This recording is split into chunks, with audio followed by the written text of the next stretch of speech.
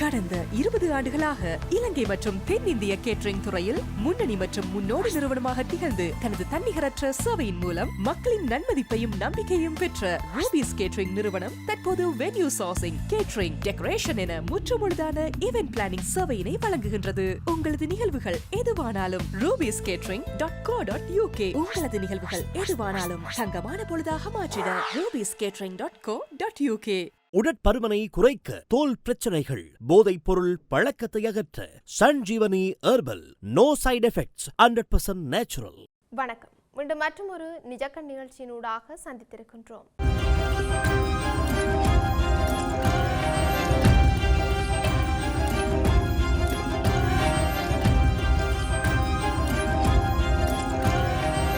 America, Israel மற்றும் Iran இடையே 2 வார கால போர் நிறுத்தம் எட்டப்பட்டிருக்கின்ற நிலையில் லெபனான் மீதான இஸ்ரேலின் தாக்குதல் இன்னும் தொடர்ந்தபடி இருக்கின்றது.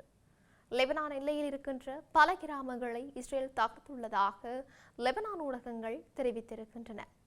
இஸ்ரேல் மீது ஏவுகணை தாக்குதல்களை நடத்துவதற்காக பயன்படுத்தப்படும் ஏவுதளங்களை அழிப்பதே இந்த நடவடிக்கையின் முக்கிய நோக்கம் என்று இஸ்ரேல் தெரிவித்திருக்கின்றது. லெபனானில் இஸ்ரேலிய தாக்குதல்களால் உயிரிழந்தவர்களின் எண்ணிக்கை 2055 அதிகரித்திருக்கின்றது. லெபனானின் சுகாதார அமைச்சகம் வெளியிட்டிருக்கின்ற அறிக்கையில் குறித்த விடயம் தெரிவிக்கப்பட்டும் இருக்கின்றது. தொடர்ந்து கடந்த மார்ச் மாதம் 2ஆம் தேதி அன்று இஸ்ரேலிய தாக்குதல் தொடங்கியதிலிருந்து உயிரிழந்தவர்களுடைய எண்ணிக்கை தற்போது 2055 உயர்ந்திருக்கிறதாக லெபனானின் சுகாதார அமைச்சகம் தெரிவித்திருக்கின்றது. மேலும் இதில் குறைந்தது 6588 பேர் காயமடைந்திருக்கிறதாகவும் அமைச்சகம் தெரிவித்திருக்கின்றது. இந்த நிலையில் லெபனானுடன் அமைதி ஒப்பந்தம் செய்ய விரும்புவதாகவும், ஆனால் ஹிஸ்புல்லா தீவிரவாதிகளுடன் எந்த ஒப்பந்தமும் கிடையாது என்றும் இஸ்ரேல் பிரதமர் நெதன்யாகு கூறியும் இருக்கின்றார். இப்படி இவையெல்லாம் ஒருபுறம் இருக்க, சமீபத்திய பெட்ரோலிய விலை உயர்வு மற்றும் ரூபாய் மதிப்பிழப்பு காரணமாக திரவ பெட்ரோலிய எரிவாயு இறக்குமதி விலை உயர்வடைந்ததை தொடர்ந்து இலங்கை கடந்த சனிக்கிழமை முதல் அதன் விலையை உயர்த்தியிருக்கின்றது. கடந்த 8 மாதங்களில் இது 2வது எல்பிஜி விலை உயர்வாக கருதப்படுகின்றது. பரவலாக பயன்படுத்தப்படும் 12.5 கிலோ எல்பிஜி சிலிண்டரின் விலை அரசுக்கு சொந்தமான எல்பிஜி சில்லறை விற்பனையாளர் மற்றும் அதன் ஒரே தனியார் போட்டியாளர் ஆகிய இருவராலும் 17% உயர்த்தப்பட்டிருக்கிறதாக சர்வதேச ஊடகம் ஒன்று செய்தி வெளியிட்டிருக்கின்றது. குறிப்பாக மத்திய கிழக்கு மோதல் தொடங்கி 1 மாதமான நிலையில் உலகளாவிய கச்சா எண்ணெய் சந்தைகள் தொடர்ந்து அழுத்தத்தில் இருக்கின்றன. இது தென்னாசிய நாடுகளின் எரிபொருள் சந்தையில் பாரிய அழுத்தத்தை தற்போது ஏற்படுத்தி இருக்கின்றது. ஈரான் கடுமையான பதிலடி கொடுத்ததால் விலைகள் கிட்டத்தட்ட 50% உயர்ந்திருக்கின்றன. இந்த பின்னணியிலேயே இந்த பதற்றம் மீண்டும் பாகிஸ்தான் பேச்சுவார்த்தை கயிற்றை அறுத்து கொண்டு மோதலின் பக்கம் அமெரிக்காவையும் ஈரானையும் திருப்பியிருக்கின்றது. இந்த பின்னணியில் இலங்கை எரிபொருள் விலையை சுமார் 25% உயர்த்தியுள்ளது. இது ஒரு வாரத்தில் 2வது முறையாகவும் மார்ச் 1 முதல் 3வது முறையாகவும் பதிவாகியிருக்கின்றது.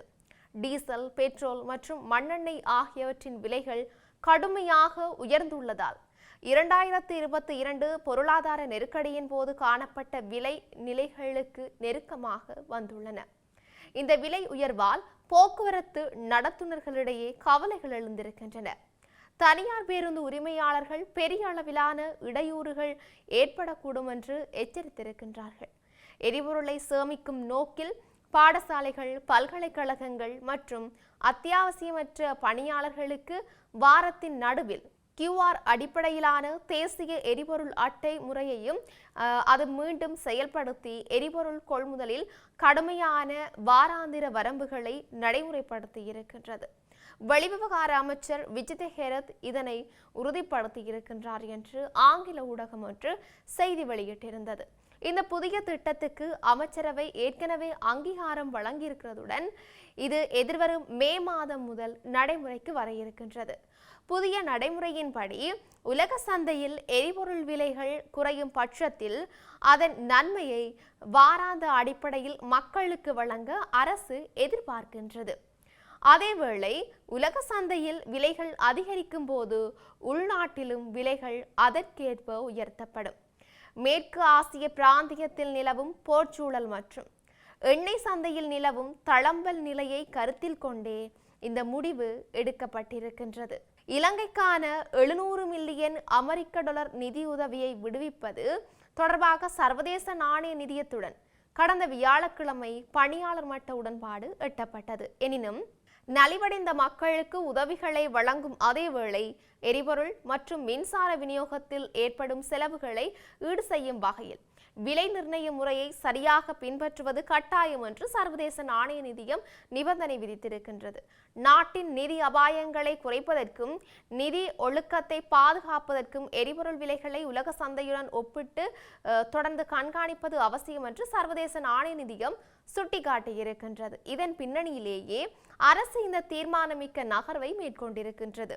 புதிய முறை நடைமுறைக்கு வரும்போது மாதக்கணக்கில் காத்திருக்காமல் உலக சந்தை மாற்றங்கள் வாராந்தம் இலங்கையின் எரிபொருள் விலைகளில் பிரதிபலிக்கும். இது இந்தியாவையும் விட்டு வைக்காத ஒரு அழுத்தம்தான்.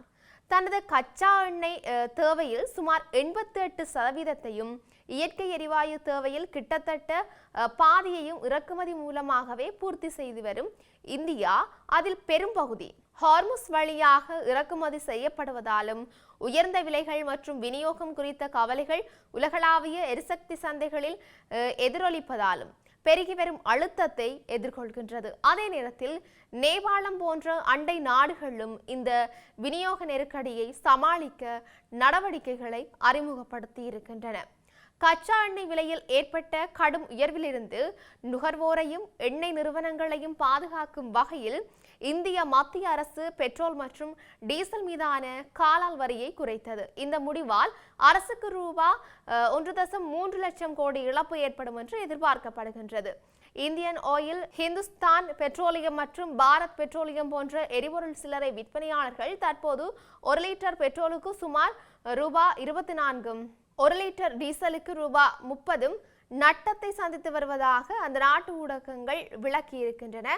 இந்த சுமையை குறைப்பதற்காக அரசு இரு எரிபொருட்கள் மீதான சிறப்பு கூடுதல் வரியை லிட்டருக்கு ரூபாய் 10 குறைத்தது. அதே நேரத்தில் எதிர்பாராத ஆதாயங்களை கட்டுப்படுத்தும் நோக்கில் டீசல் மீது லிட்டருக்கு ரூபாய் 21.5 மற்றும் விமான டர்பைன் எரிபொருள் மீது லிட்டருக்கு ரூபாய் 29.5 ஏற்றுமதி வரிகளை விதித்தது. குறிப்பாக மத்திய கிழக்கு நாடுகளில் இருந்து இறக்குமதி செய்வதை சார்ந்திருப்பதை குறைக்க மாற்று ஏற்பாடுகள் செய்யப்பட்டிருக்கிறதாக அரசு தெரிவித்திருக்கின்றது. இந்தியா தனது கச்சா எண்ணெயில் கிட்டத்தட்ட 90%, எல்பிஜியில் சுமார் 60%, இயற்கை எரிவாயுவில் பாதிக்கும் மேலையும் இறக்குமதி செய்கின்றது.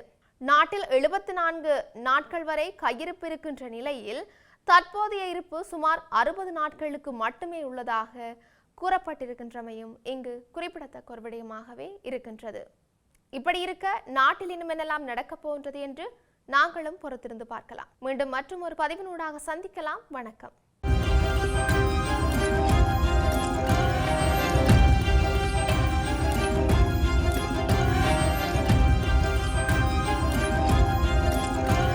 உடற்பருமனை குறைக்க, தோல் பிரச்சனைகள், போதைப் பொருள் பழக்கத்தை அகற்ற Sanjeevani herbal. No side effects, 100% natural.